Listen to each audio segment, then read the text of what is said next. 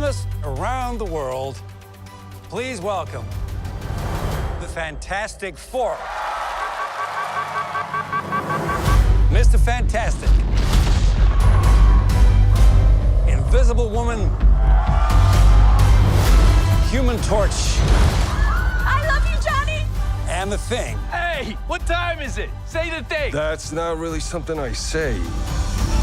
It's clobbering time. That's just in the cartoon. Never late for Sunday dinner. Let's eat. Hey, what time is it? It's dinner time. Get inside.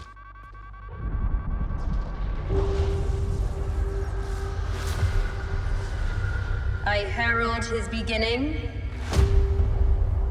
I herald your end. I herald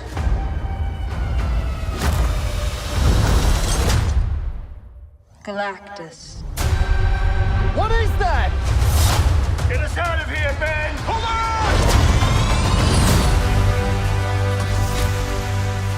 on! Are we safe?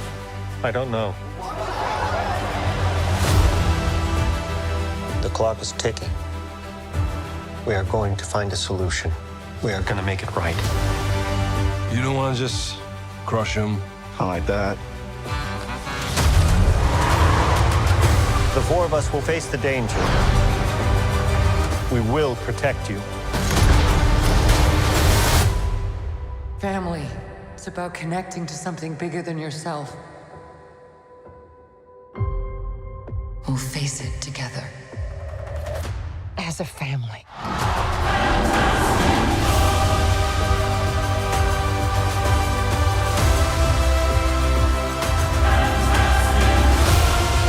What time is it, Ben? No. What time is it, Ben? No, Johnny. Say it! I don't wanna! Say it!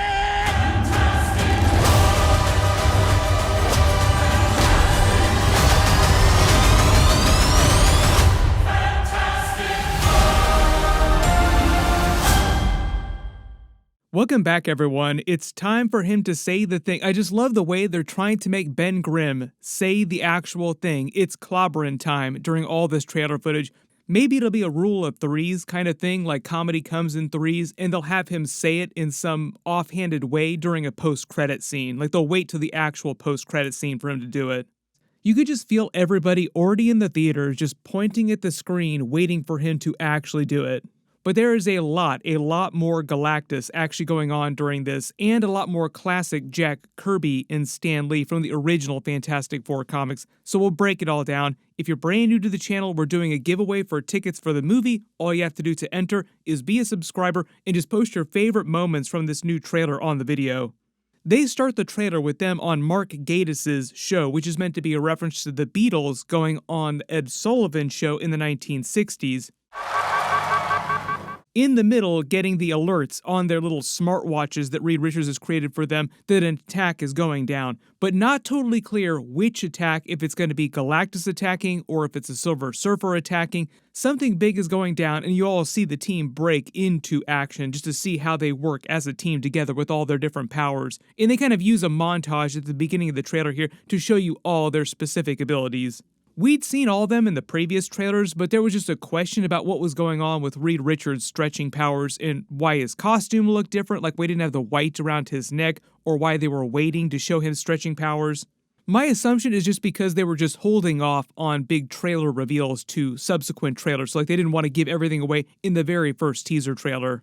There have been a lot of people that have asked why the readouts on their watches, like the displays, actually look a little bit like TVA technology too. I wouldn't be surprised if they did that on purpose, just because they want a little parity across the really advanced types of technology across different MCU properties. Like, Kang is actually meant to be the descendant of Reed Richards' father, who actually comes from the future. Reed Richards' father also comes from the future, just like Kang the Conqueror did. When they revealed Johnny Storm's Human Torch powers, they have the joke about the suntan, the copper tone, not burning yourself. And they start with the Thing jokes, like the people on the street who think of him as a celebrity, please say the Thing, and then he tries to tell them, no, that was just the Thing on the cartoon show. So I actually think that's meant to be a reference to the original Fantastic Four cartoon, way back in the day. Some of you watching this video might have been old enough to actually have watched that when it first aired, but I think most of us just watched it in syndication on other Cartoon Networks. In-universe, the way he explains it, the catchphrase, "It's clobberin' time," only came from the cartoon show, but I think that's also meant to be an Easter egg for the Herbie character in this live-action MCU film franchise now, because Herbie actually debuted on one of the subsequent Fantastic Four cartoons because they couldn't use the Human Torch, so it was sort of like a replacement for him on the show. But eventually they actually wrote him into the comics, kind of like Harley Quinn in Batman the Animated Series. She debuted on the animated series, then they wrote her into the comics. She became a very popular character. I don't know that Herbie necessarily became that popular in the comics, but maybe people will actually love this live-action version of Herbie in the Fantastic Four movies now. He's a valuable member of the team. Like I said, they do this so many times during the trailer with the say the thing joke, like just say it's clobbering time, say the thing. Johnny just bugging him so much that it feels like they might just wait to the post-credit scene to pay it off. Because typically with Marvel post-credit scenes, there are either like two different ones, like a mid-credits and a post-credits, and usually one of them is just paying off a funny moment from earlier in the movie. It isn't necessarily setting up some other future Marvel movie. Johnny Storm makes the Fantastic Four in fire with his powers. Chris Evans' Johnny Storm did that during the classic Fantastic Four movies too. Johnny tries to get him to actually say it's clobbering time before they have Sunday dinner again, just as the Silver Surfer attacks them, heralding the coming of Galactus. Like Galactus is entering orbit, and that's why the sky is on fire, effectively. All this dialogue from her actually sounds a lot like classic Jack Kirby Stan Lee dialogue from those original comics during the Coming of Galactus storyline. I herald his beginning, I herald your end. We see Galactus slowly entering Earth's orbit. Notice it actually looks a little bit like a spaceship arriving too. They might actually have Easter eggs for Galactus's spaceship. They step on the alien soil and you actually see there's a Fantastic Four symbol in Johnny's shoe on the bottom of his shoe. Fantastic Four themed shoes. Makes sense that Reed Richards would create that for them. I think they're actually selling Fantastic Four themed merch, like you can actually buy shoes themed after Fantastic Four in real life.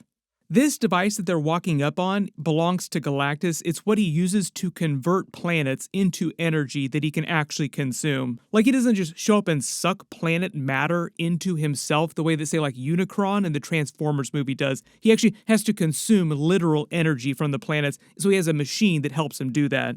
It's basically technology on par with the Celestials' technology, but it's not the exact same type of technology. We get a much better look of Galactus from the outside, and you can actually see his body changing Transformer style to make all the Transformers references. In the comics, Galactus appears this way because he can appear like anything to any different race. It's basically their minds, each different race's minds, perceiving him the way that they're able to. So if he came to the Skrulls' home planet, the Skrulls would see him as like a giant Skrull showing up. I herald.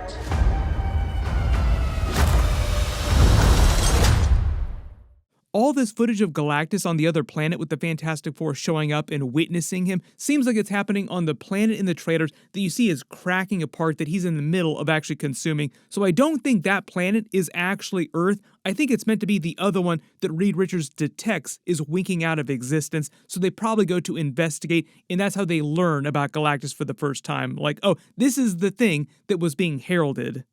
As you would expect, as you would do if you were the Fantastic Four, after you witness Galactus, you freak out and try to bail as fast as possible. And this is where Galactus actually sets the Silver Surfer to chase them down. Remember, Sue Storm is pregnant with Franklin Richards, so Galactus probably detects his power, which is why he wants him in the first place. Like, steal that baby from those people. This was actually part of some special footage that Marvel showed off a little while ago privately. They're just putting it in the final trailer where Silver Surfer tries to chase them down just to take Franklin Richards from Sue Storm before she's actually given birth to him. And I think it's during this scene that she actually does physically give birth to him as they pass through a black hole. We actually do see Galactus' spaceship here from the comics. Not totally clear when this scene of the Fantastic Four having the press conferences before they blast off. It might be before they actually see Galactus for the first time, but after the Silver Surfer has shown up to herald his coming and herald the end of their planet. Like, it's all over for you. Say your goodbyes. Galactus is coming. One of the reasons why they're doing this is because the entire planet believes the Fantastic Four is untouchable and they can solve any problem. They are meant to be the Avengers of this world. Not the literal Avengers, but like they're the only superhero team that's ever existed, and they've defeated all their supervillains, and they've solved a bunch of world problems already. So anytime anything weird happens, people just expect them to fix it.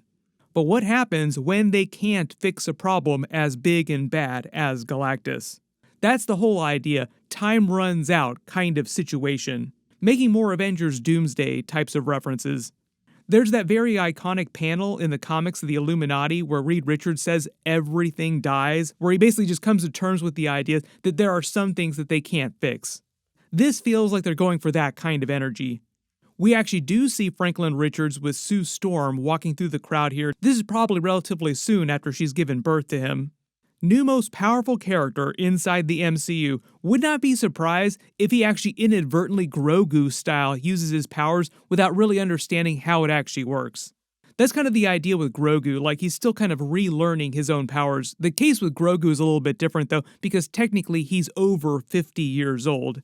Franklin Richards is Grogu-like in that he's a tiny baby and he's kind of helpless, but also a glass cannon in that he's crazy powerful. But unlike Grogu, mentally he is still a tiny baby.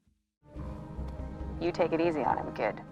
There's that same scene of Galactus showing up in New York City. He actually shrinks his size. That's how he's able to walk through the streets of New York City through this last part of the trailer. He can actually change his size at will. When Ben Grimm says you don't want to just crush him, he's probably talking about Johnny Storm or some other side problem. Like he's probably not talking about Galactus literally. There's that same scene of them jumping in the Fantastic Car and Ben Grimm piloting them to another problem they're trying to fix. Remember, he is the pilot of the team even before he actually became the Thing. They really make it seem like they're actually piloting to the middle of Times Square here, where Galactus just walks right up, and they're looking way up in the sky like, oh hell no, what are we gonna do? We get a little more of them with Franklin Richards in bed, just being a family, and Sue Storm talking about family. Vin Diesel would be proud. When she says family is about connecting to something bigger than yourself, that makes it feel like Franklin Richards will help them actually solve the problem of Galactus. But I think part of the idea is that ultimately their world is still supposed to die. Like there's metaphorical connection of family and literal connection to Galactus between Franklin Richards and Galactus, like it is in the comics.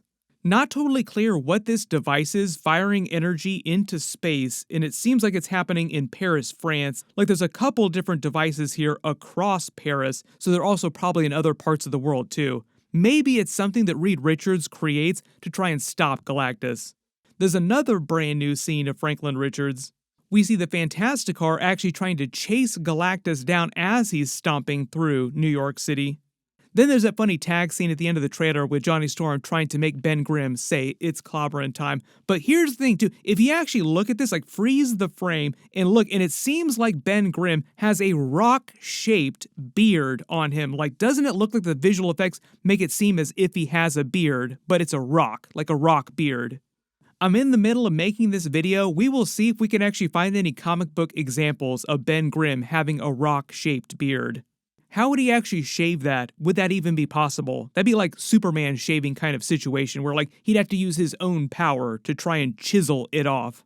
But it seems like he's actually just carrying him into battle against Galactus or Silver Surfer or something like that. Like you can actually see Ben Grimm slowly getting ready to form himself into a ball and Johnny Storm drop him from great height so that he can actually attack with great force.